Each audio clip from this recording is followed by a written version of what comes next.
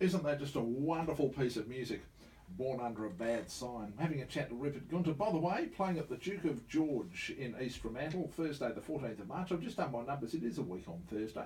Just that this year seems to be flying so fast, it's hard to keep track. I mean, the fact we're in March is just positively frightening. Rupert, once again, thanks very much for coming in and playing some music. Who are the people who play in your band? Well, I finally got a band that I'm really happy with, and these guys who I've got here tonight, John McNair and Ian Ironside, go back a long way, and they've played there. They did a lot of work with Dave Hole in the early days. They were his backing band for a long time, and Dave's, he's had many bands since then. But I think what this means to me is that these guys really have had a deep life in the blues, playing blues, and it's a certain sort of feel. There's something special about it, and John and Ian are really like a dream to play with.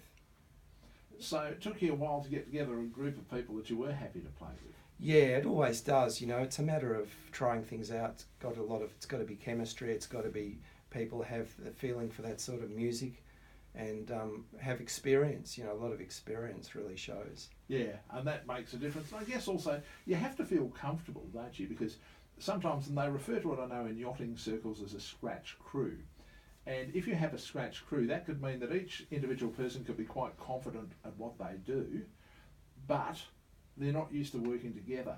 And I'm guessing with music, as well as being competent at playing your instruments or adding the vocals, whatever it is you do, you have to be comfortable working together.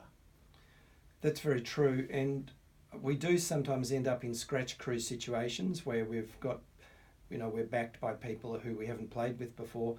But if they're really good, and I have done this is one of the ways we met. Very early on, we were playing virtually unrehearsed a lot of the time because we'd all knew the material already. Know all the blues standards, and there's a lovely sort of freshness with the blues because it's never structured exactly this long on this note and this long. It's always very jammed, so it gives a lot of room for making new acquaintances and really finding each other's stride, how that's all going to fit together. And I'm guessing when you play the music, you're still able to add a little bit of yourself into the music without actually detracting from it. Yeah, definitely. I mean, you could get a copy of an album of someone and copy every note in it and do it all the same. But what we tend to do is just follow, often sometimes quite loosely, the structure of the song as it was originally intended, and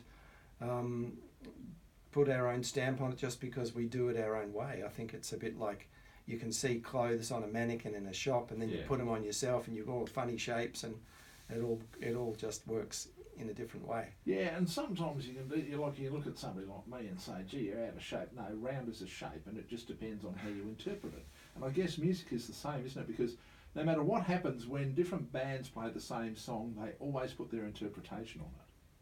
Yeah, mostly. I mean, I think the most interesting bands do, and that's true. What about audiences? Are audiences changing, and is their attitude to music genres like the blues changing? Or do you find that regardless of the generation, regardless of the time, the audience pretty well demands the same thing when you're playing the same genre of music? I don't think the blues has ever gone out of favour with audiences since the 50s and 60s because it's the basis. Has it evolved though, do you think? Yeah, it has. Yeah, there's a lot of young players now like Gary Clark Jr. and many others who are coming out for Byron Bay this year, and they've adapted other musical influences into it. There's some doing more ambient stuff. There's some doing almost hip hop blues. So it does move with the times, but there's always an audience and there's always people who are playing and singing the real old, just grab your instrument and sing and play the blues. There are a lot of people who are very passionate about it. By the way, your website is rupertguenther.com. I should also point out that we are about to undertake a night of electric blues, violin and other stories at the Duke of George in East Fremantle, as I mentioned, a week on Thursday. It's Thursday the 14th of March from 7 o'clock. And by the way, if you're chasing bookings or anything like that, you can go online to Duke of George, it's all one word, dukeofgeorge.com.au. Now, Rupert, do you mind going out with an old favourite of mine? It's called Strange Brew. Do you reckon you could play it for us? Yeah, yeah, that's a good one. We know that. We'll be happy to play. And another one, you know, it's one of our favourites from that Timeless Time with Eric Clapton and Jack Bruce, and is great music. Love to. Beautiful. Thank you very much for that, gents.